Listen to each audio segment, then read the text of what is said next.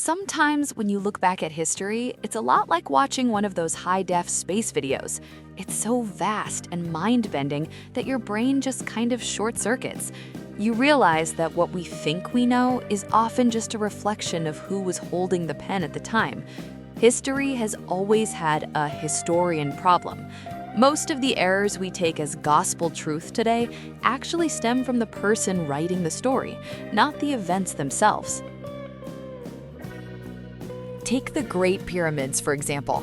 We've all seen the movies where thousands of exhausted slaves are being whipped into moving giant stones. But the reality? That's just not how it happened. Sure, ancient Egypt had slaves, mostly prisoners of war, but they were given the grunt work. They were digging ditches, cleaning, and farming. You don't hand a project as complex as a pyramid to someone who doesn't want to be there and hasn't been trained. Construction is a technical craft. When you're talking about the pyramids, you're talking about precision that is frankly terrifying. If a single stone block was off by even a tenth of a millimeter, the entire structure would eventually lean or collapse. You can't trust that to a slave. Most unbiased historians now agree that the pyramids were built by a highly literate elite, engineers, artists, and master craftsmen. Even today, you wouldn't hire a random person off the street to build a simple brick wall, you'd hire a mason. Now, multiply that logic by the scale of a pyramid. Plus, ancient Egypt was a massive economic powerhouse. When a project has that much funding, the best talent follows the money. It wasn't the whip that built the pyramids, it was the paycheck and the professional pride of the ancient world's best engineers.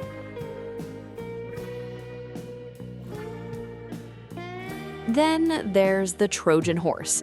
It's one of the greatest war stories ever told, right? The Greeks pretend to retreat, leave a massive wooden horse as a gift, and the Trojans, bless them, drag it right inside their walls.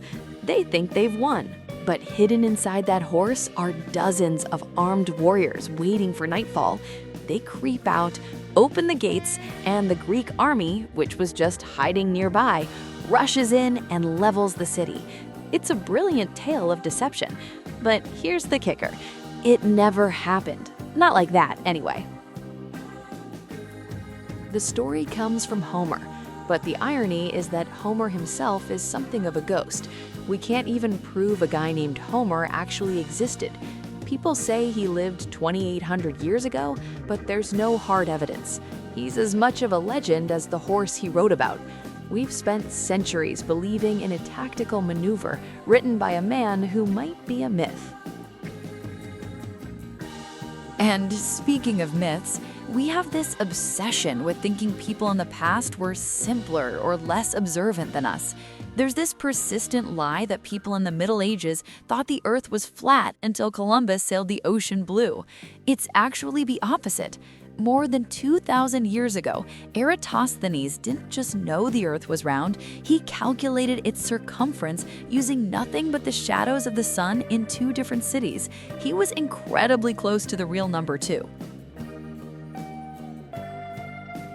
The medieval church never actually had a problem with a round Earth. Thomas Aquinas, the 13th century's biggest intellectual heavy hitter, wrote about the Earth being a sphere like it was a boring, obvious fact. In fact, astronomy in medieval universities was entirely based on spherical models. So why did we all grow up believing they were flat earthers?